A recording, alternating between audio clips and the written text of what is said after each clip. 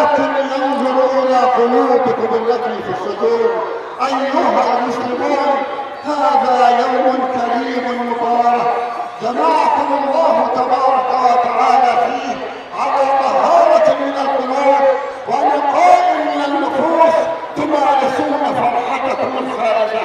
نمارس فرحتنا جميعا، فلا نتفرق فيما بيننا. كلنا إخوة، كلنا موحدون، كلنا نقول لا إله إلا الله محمد رسول الله، وإن هذه أمتكم أمة واحدة وأنا ربكم فاعبدون.